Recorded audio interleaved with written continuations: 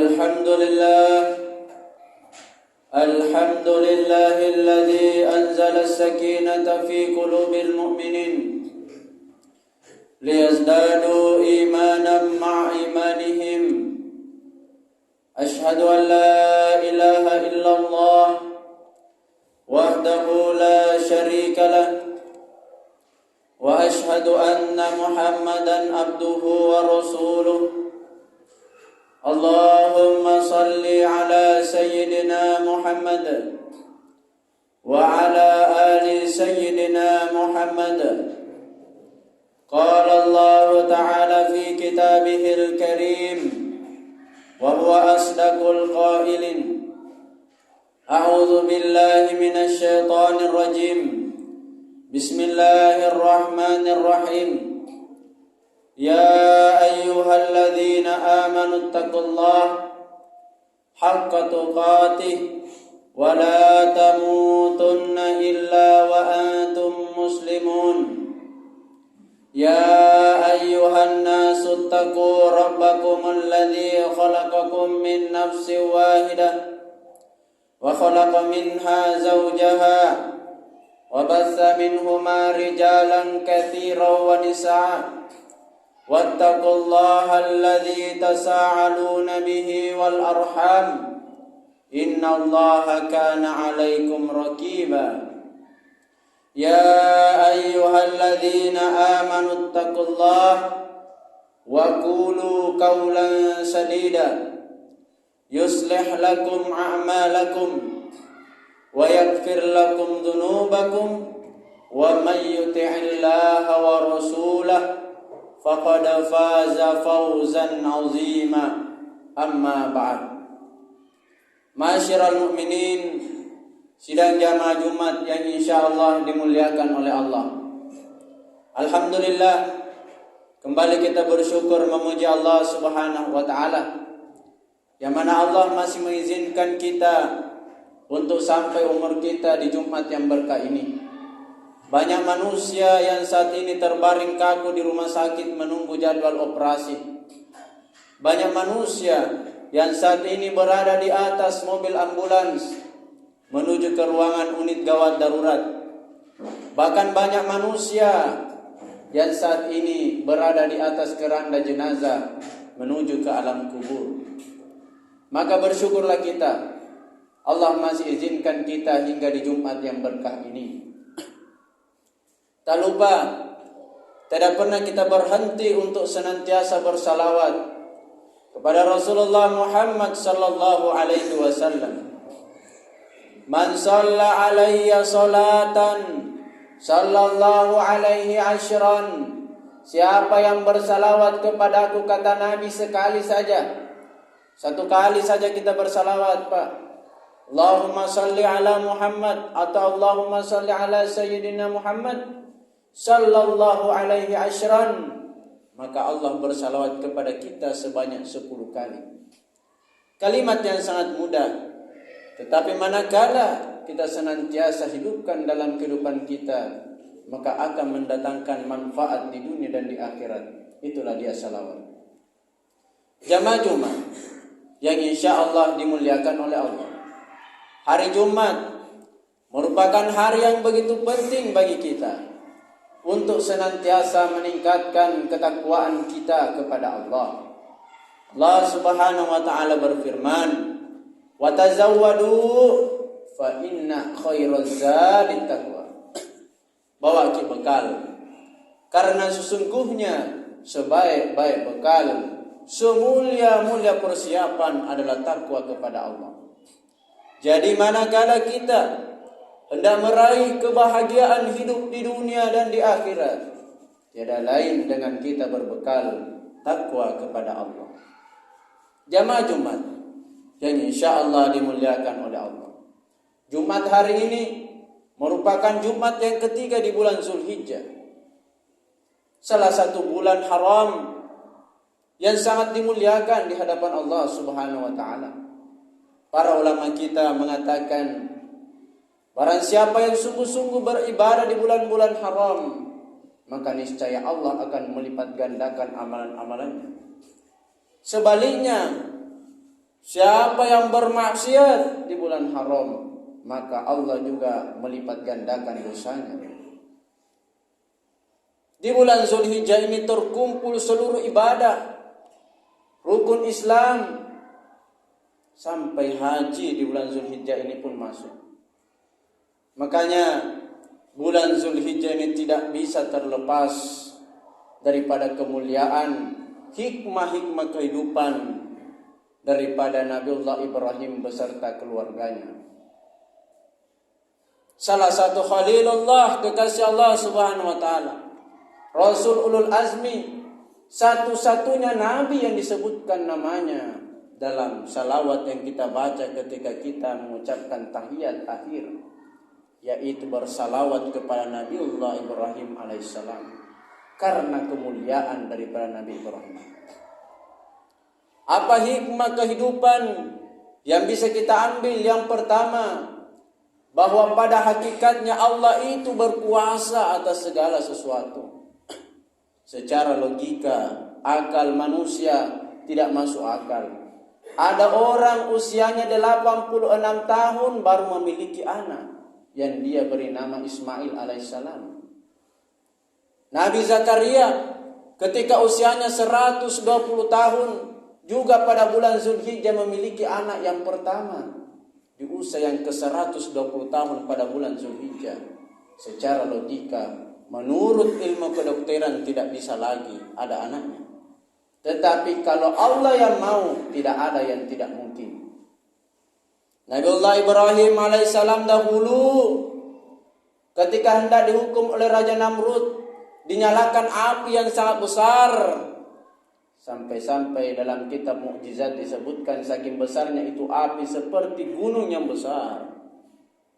Maka masyarakat pada saat itu berpikir, bagaimana caranya kita mau membakar Nabiullah Ibrahim? Kita saja mendekat setengah mati. Akhirnya dibuatlah semacam ketapel pelontar. Dicoba pelontar itu dengan benda, ternyata pas di api. Nabiullah Ibrahim alaihissalam dilontarkan, ternyata pas dalam kobaran api itu. Bersorak-soraklah masyarakat pada saat itu mengatakan, binasalah Nabiullah Ibrahim, habislah dia. Tapi apa yang terjadi? Apa kata Allah? Qul ya narukuni bardaw wa salaman ala Ibrahim. Hei api, jadi dinginlah engkau. Bardaw wa salaman ala Ibrahim, dan selamatkanlah Ibrahim alaihissalam. Dalam kitab disebutkan, jangankan kulitnya, satu helai bulu pun tidak ada yang dibakar oleh api. Secara akal manusia tidak masuk akal.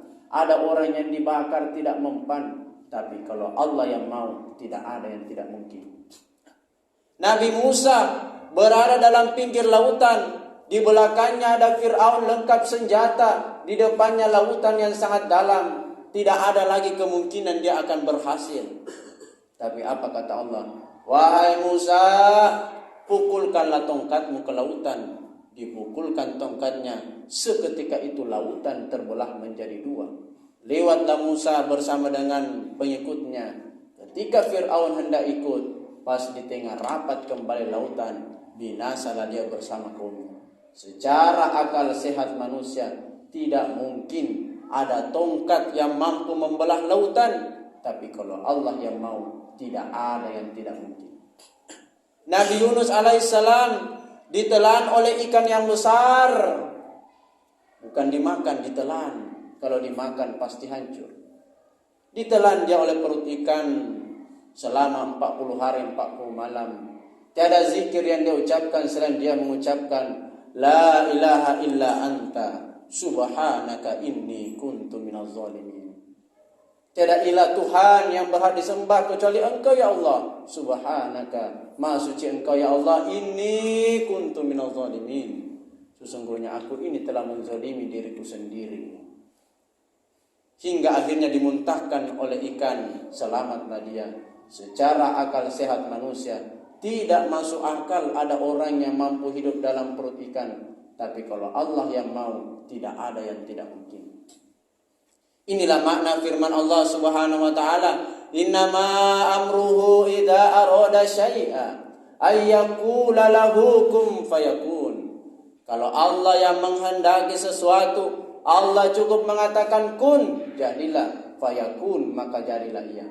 Maka jamaah sekalian, selama kita berada pada garis kebaikan, selama kita berada pada naungan Allah Subhanahu wa taala, maka selama itu pasti yakin dan percaya pertolongan Allah akan mengikut kepada kita. Jadi jangan ragu melakukan kebaikan. Jamaah Jumat yang insya Allah dimuliakan oleh Allah. Yang kedua, hendaknya kita memuliakan yang namanya orang tua. Ada yang menarik di bulan Zulhijjah ini ketika Nabiullah Ibrahim alaihissalam menawarkan kepada anaknya untuk melaksanakan perintah Allah, hendak menyembelih anaknya. Anaknya Ismail alaihissalam mengatakan, ya abatif'al madza tu'mar satajiduni insyaallahu minas sabirin. Wahai ayahandaku, kalau memang itu perintah dari Allah, laksanakan. Satajiduni insyaallahu minas sabirin. Insyaallah engkau akan temukan saya bersama dengan orang-orang yang soleh. Ada yang menarik. Nabiullah Ismail alaihissalam mengatakan, ya abati, wahai ayahanda, kalau ada seorang anak memanggil ayahnya, menurut ulama tafsir kita, maka ada 3 kemungkinan. Kalau dia menggunakan kata abi, maka seakan-akan anak itu mengatakan kepada bapaknya, wahai ayahandaku yang saya sayangi dan saya cintai. Kalau anaknya memanggil bapaknya dengan panggilan buya, maka ada 2. Kalau murid memanggil gurunya, seakan-akan dia mengatakan, wahai guruku yang saya hormati.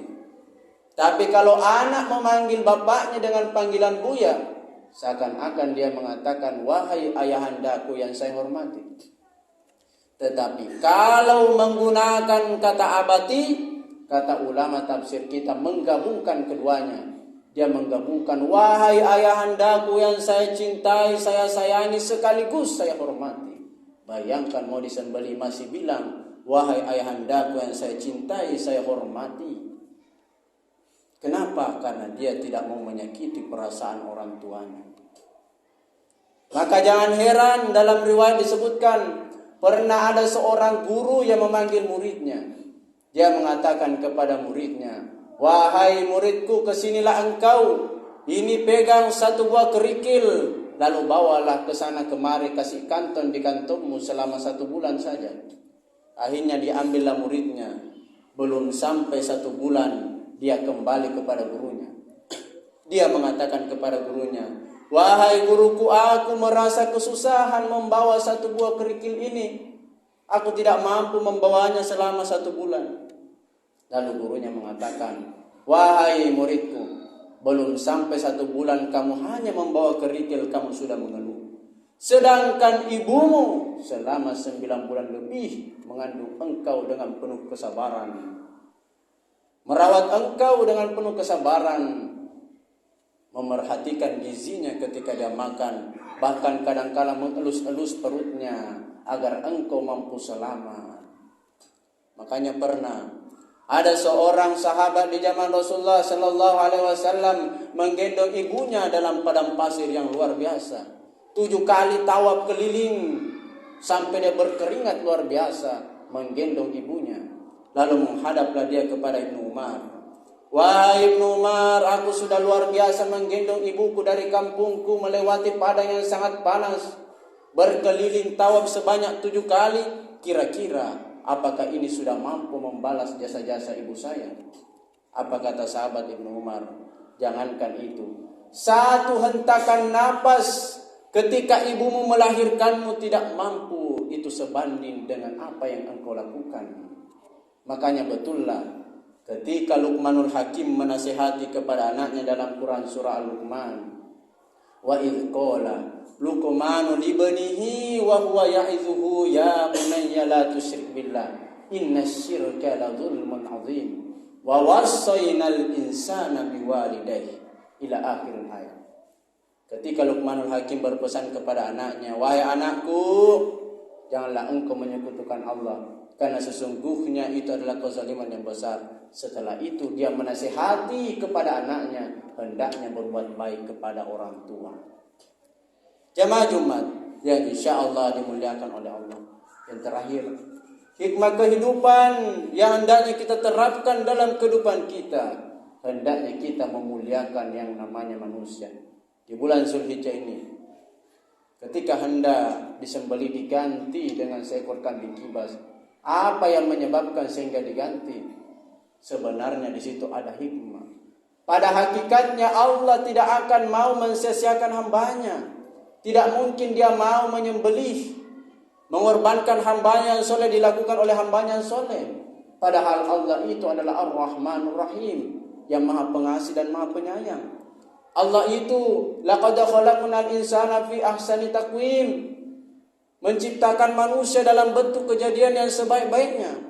Tidak mungkin Allah mengorbankan hambanya yang mulia. Tapi kenapa dia perintahkan untuk menguji kesungguhan keimanan dari Nabiullah Ibrahim alaihissalam? Sehingga jangankan orang yang hidup, orang yang mati saja kita muliakan. Kalau ada orang yang mati, dia sudah mati masih tetap ditutup auratnya.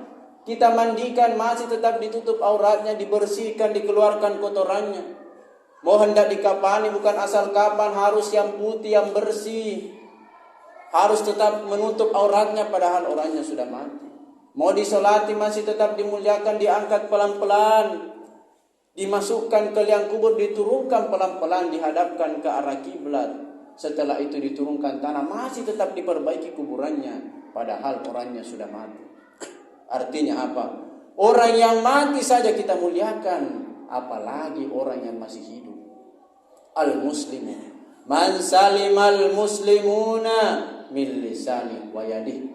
Muslim yang baik itu manakala muslim yang satu dengan yang lainnya selamat daripada lisan dan tangan. Olehnya itu jamaah sekalian, mari kita terapkan dalam kehidupan kita nilai-nilai kehidupan keteladanan daripada Nabiullah Ibrahim alaihissalam. Mudah-mudahan jika kita menerapkannya, insya Allah kita mendapatkan ridha Allah subhanahu wa ta'ala. Barakallahu li wa lakum fil Qur'anil Karim, wa nafa'ni wa iyyakum bima fihi minal ayati wa dzikril hakim, wa taqabbala minni wa minkum tilawatahu innahu huwas samiul alim fastaghfiruhu innahu huwal ghafurur rahim.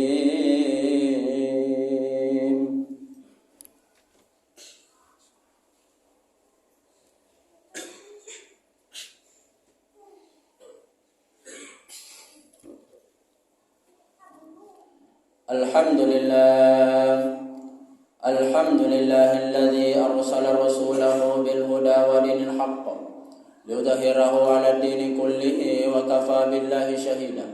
Asyhadu an la ilaha illallah wahdahu la syarika lah wa asyhadu anna Muhammadan 'abduhu wa rasuluh. Allahumma shalli 'ala sayyidina Muhammad wa 'ala alihi wa ashabihi ajma'in. Qala Allah Ta'ala fi kitabihil karim wa huwa asdaqul qailin. A'udzu billahi minasy syaithanir rajim. Bismillahirrahmanirrahim. Ya ayyuhalladzina amanu taqullaha haqqa tuqatih wa la tamutunna illa wa antum muslimun. Di khutbah yang kedua ini, mari kita memperbanyak doa kepada Allah Subhanahu wa taala. Allahumma ighfir lil muslimina wal muslimat wal mu'minina wal mu'minat al ahya'i minhum wal amwat innaka sami'un qaribun mujibud da'wat wa ya qadiyal hajat. Allahumma arinal haqqa haqqa warzuqna ittiba'ah wa arinal batila batila warzuqna ijtinabah. Rabbana la tuzigh qulubana ba'da idh hadaitana wa hab lana min ladunka rahmah innaka antal wahhab. Rabbana ighfir lana wa liwalidayya wa lil mu'minina yawma yaqumul hisab. Allahumma ya muqallibal qulub tsabbit qulubana ala ta'atik wa ala dinik. Allahumma ya musarrifal qulub sarrif qulubana ala ta'atik wa ala dinik. Rabbana atina fid dunya hasanah wa wa fil akhirati hasanah wa qina adzabannar. Subhana rabbika rabbil izzati amma yasifun wa salamun alal mursalin walhamdulillahi rabbil alamin. Aqimissalah.